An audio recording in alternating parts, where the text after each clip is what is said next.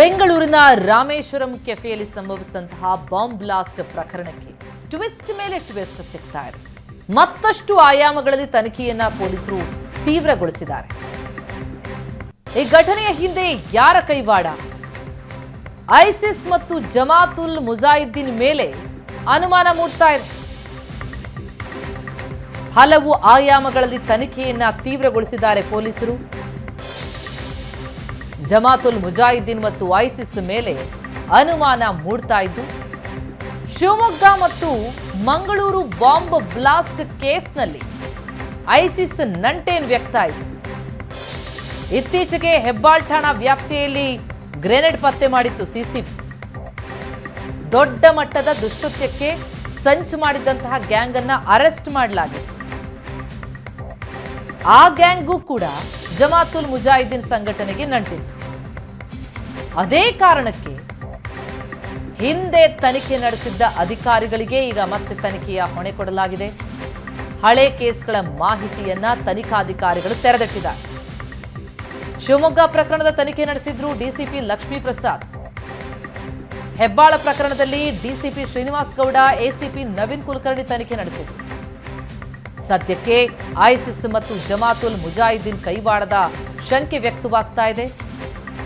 ಹೀಗಾಗಿ ಜೈಲಿನಲ್ಲಿರುವ ಶಾರಿಕ್ ಮತ್ತು ಮಾಜ್ ಮುನೀರ್ನನ್ನ ವಶಕ್ಕೆ ಪಡೆದು ವಿಚಾರಣೆ ನಡೆಸಬೇಕು ಅನ್ನೋದ್ರ ಬಗ್ಗೆ ಚಿಂತನೆ. ಈ ಇಬ್ಬರಿಗೂ ಈ ಕೆಫೆ ಬಾಂಬ್ ಬ್ಲಾಸ್ಟ್ಗೂ ಲಿಂಕ್ ಇದೆಯಾ?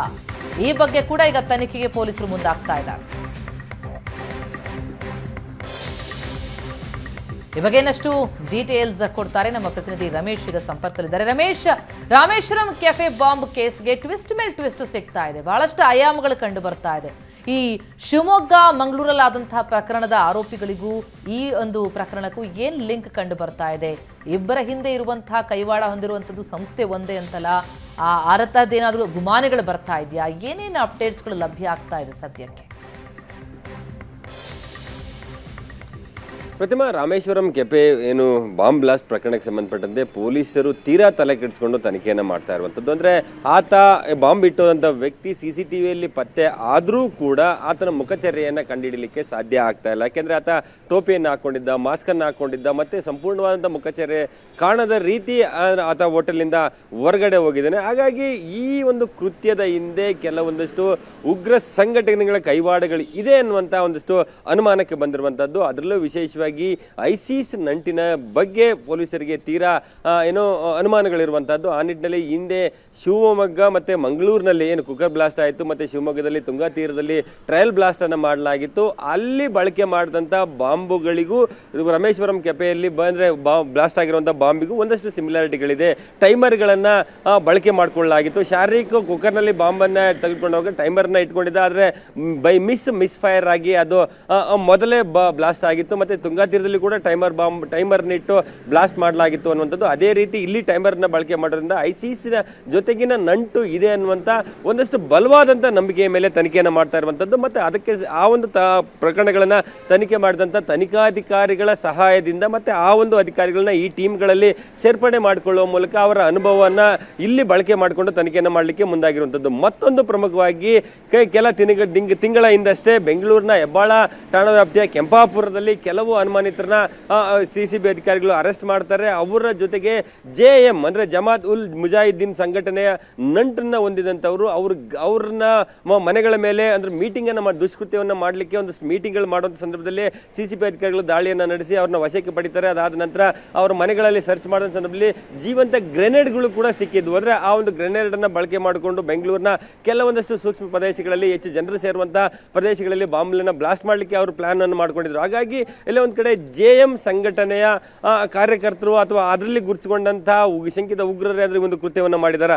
ಆ ನಿಟ್ಟಿನಲ್ಲಿ ಎರಡೂ ಆ್ಯಂಗಲ್ನಲ್ಲಿ ಐಸಿಸ್ ಮತ್ತು JM ಸಂಘಟನೆಗಳ ಕೈವಾಡದ ಬಗ್ಗೆ ಒಂದಷ್ಟು ತನಿಖೆಗಳನ್ನ ಮಾಡ್ತಾ ಇರುವಂಥದ್ದು. ಮತ್ತು ಈ ಮಧ್ಯೆ ಪರಪ್ನಗರದ ಜೈಲಿನಲ್ಲಿರುವಂತಹ ಶಾರೀಕ್ ಮತ್ತು ಮಾಜ್ ಮುನೀರ್ನ ವಶಕ್ಕೆ ಪಡೆದು ವಿಚಾರಣೆಗೆ ಒಳಪಡಿಸಬೇಕು ಅನ್ನೋ ನಿಟ್ಟಿನಲ್ಲಿ ಕೂಡ CCB ಅಧಿಕಾರಿಗಳು ಅಂದರೆ ಚಿಂತನೆಯನ್ನು ಮಾಡ್ತಾ ಇರುವಂಥದ್ದು. 2 ದಿನಗಳಿಂದಷ್ಟೇ ಏಷ್ಯಾನೆಟ್ ಸುವರ್ಣ ನ್ಯೂಸ್ ಒಂದು ಸುದ್ದಿಯನ್ನು ಬ್ರೇಕ್ ಮಾಡಿತ್ತು. ಅದರಲ್ಲಿ ಪಾಕಿಸ್ತಾನದಲ್ಲಿ ಇದ್ದಂತಹ ಒಬ್ಬ ICC ಹ್ಯಾಂಡ್ಲರ್ ಮಾಜ್ ಮುನೀರ್ಗೆ ಒಂದಷ್ಟು ಮೆಸೇಜ್ಗಳ ಮಾಡುವ ಮೂಲಕ ಯಾವ ರೀತಿ ದೇಶದಲ್ಲಿ ಬೇರೆ ಬೇರೆ ಭಾಗಗಳಲ್ಲಿ ಒಂದಷ್ಟು ದುಷ್ಕೃತ್ಯಗಳನ್ನ ಮಾಡಬೇಕು, ಅದು ಯಾವ ಒಂದಷ್ಟು ಮುಂಜಾಗ್ರತೆಯನ್ನು ತೆಗೆದುಕೊಂಡು ಬ್ಲಾಸ್ಟ್ ಅನ್ನ ಮಾಡಬೇಕು ಅನ್ನುವಂಥ ನಿಟ್ಟಿನಲ್ಲಿ ಆತ ಸೂಚನೆಯನ್ನು ಕೊಟ್ಟಿದ್ದ ಅನ್ನುವಂಥ ಮೆಸೇಜ್ಗಳಿತ್ತು. ಅದಕ್ಕೆ ಸಿಮಿಲರ್ ಆಗಿ ಈ ಒಂದು ಬಾಂಬ್ ಬ್ಲಾಸ್ಟ್ ಇರುವಂತಹದ್ದು. ಅಂದ್ರೆ ಒಂಟಿಯಾಗಿ ಹೋಗಿ ಅಟ್ಯಾಕ್ಗಳನ್ನ ಮಾಡಬೇಕು, ಸಾಕ್ಷಿಗಳು ಸಿಗಬಾರದು, ಜೊತೆಗೆ ಸಾಕ್ಷಿಗಳು ಬೇರೆ ರೀತಿ ಏನು ಬೇರೆ ಅನುಮಾನಗಳ ಹುಟ್ಟಿಸುವ ರೀತಿ ಬಾಂಬ್ ಬ್ಲಾಸ್ಟ್ಗಳನ್ನ ಮಾಡುವಂಥದ್ದು, ದುಷ್ಕೃತ್ಯಗಳನ್ನ ಮಾಡಬೇಕು ಅಂತೇಳಿ ಸೂಚನೆಯನ್ನು ಕೊಟ್ಟಿದ್ದ.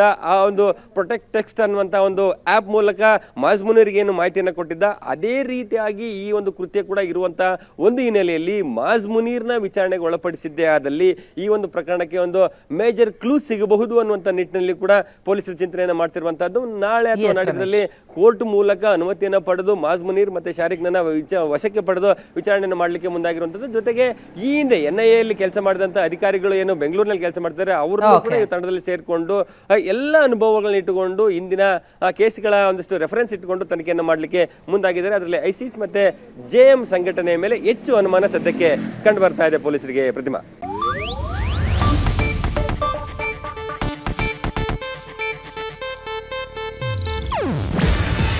ಇದು ಏಷ್ಯಾನೆಟ್ ನ್ಯೂಸ್ ನೆಟ್ವರ್ಕ್ ಪ್ರಸ್ತುತಿ.